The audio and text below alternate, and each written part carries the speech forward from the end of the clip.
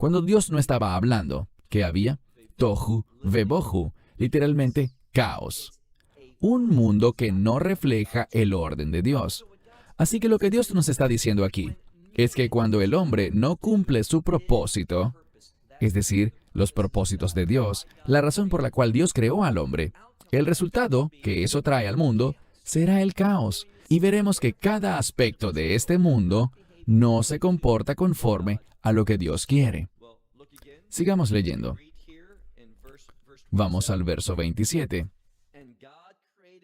Y Dios creó al hombre a su imagen. A imagen de Dios lo creó. ¿Cómo lo creó? Zahar un nekevá. Hombre y mujer los creó. Así que el lenguaje utilizado no podría ser más claro respecto a lo que Dios estaba expresando. Aquí en Génesis 1, estamos viendo la creación. Y por cierto, los que enseñan que hay dos relatos diferentes de la creación, es decir, que hay un relato de la creación y luego tenemos otro, y que Dios decidió darnos ambos, eso es falso. Lo que Dios nos ha dado son dos perspectivas distintas de la misma creación. En Génesis capítulo 1 estamos viéndola de una cierta manera, pero en Génesis capítulo 2 la veremos de una forma diferente. En Génesis 1 se trata de una perspectiva general, cómo fueron hechas todas las cosas.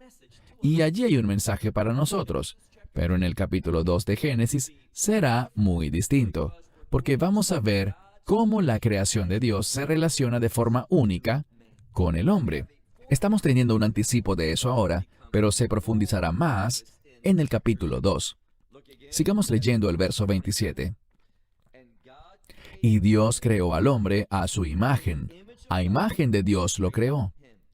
Hombre y mujer los creó. ¿Y qué hizo Dios? Veamos el verso 28. Dios nos creó para que seamos personas bendecidas. Eso es importante que lo sepamos.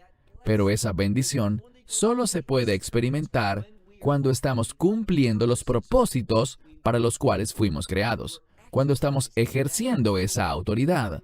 Cuando gobernamos la creación de una manera tal que refleje la gloria de Dios y también demuestre su semejanza en la creación. Cuando ese sea el caso, hallaremos la bendición de Dios. De nuevo, hay un orden. Es cuando recibimos la gracia de Dios que podemos convertirnos en personas bendecidas. Veamos el verso 28. Y Dios los bendijo y les dijo, es decir, Dios les dijo, sean fecundos y multiplíquense, y llenen, y esto es importante, ya habíamos hablado de esto en una lección anterior. Si tu Biblia dice algo como vuelvan a llenar, eso no es lo que significa este término en hebreo.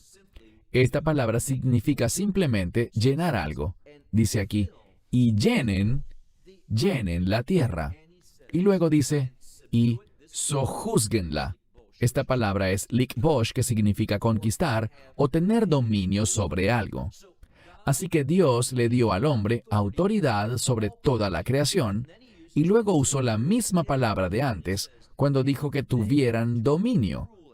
Así que dice, conquístala, sojúzgala, úsala, en otras palabras, ten dominio sobre ella, sobre los peces del mar, las aves del cielo, y sobre todo animal que se arrastra sobre la tierra. En este verso, Él agrega una palabra antes de lo que dijo en el verso anterior. Cuando hablamos de esa autoridad, vemos esa palabra y su shoresh, es decir, la raíz es resh, dalet, he. Significa tener autoridad sobre algo, dominar.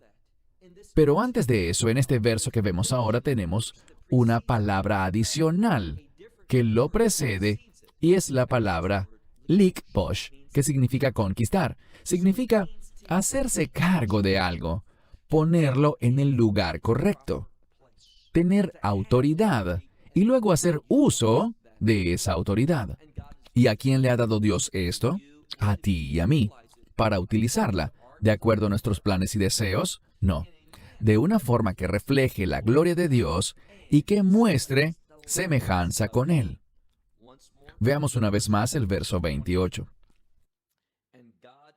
Y Dios los bendijo, y les dijo, es decir, Dios les dijo esto: sean fecundos y multiplíquense, llenen la tierra, y ellos han de conquistarla y tener dominio sobre los peces del mar, las aves del cielo, y sobre todo animal que se arrastre sobre la tierra. Verso 29. Y Dios dijo, he aquí, que les he dado toda hierba o planta, como quieran traducir esta palabra, esef, toda planta que produce semilla, o plantas productoras de semillas, que están sobre la superficie de la tierra. Y todo árbol, dice aquí, que tiene en sí fruto de ese árbol, el cual produce semilla para que les sirva. ¿De qué? De alimento. Aquí aprendemos algo. Indiscutiblemente, en el jardín, y luego llegaremos a eso, aún no se ha hecho referencia al jardín, eso será en el capítulo 2. Pero originalmente, en el estado en el que Dios nos creó, solo debíamos comer vegetales, frutas, alimentarnos de plantas y árboles. No comeríamos carne. Del mismo modo, si seguimos leyendo, veremos algo en el verso 30. Y a las bestias, o los animales de la tierra, y a toda ave del cielo, y a todo lo que se arrastra sobre la tierra, que sea una criatura viviente, que tenga vida, dice aquí, toda vegetación y plantas les he dado como alimento. Y así ha de ser. De modo que lo segundo que aprendemos aquí es que no solo el hombre debía comer solo plantas, sino también toda la vida animal. Aquí lo dice muy claro.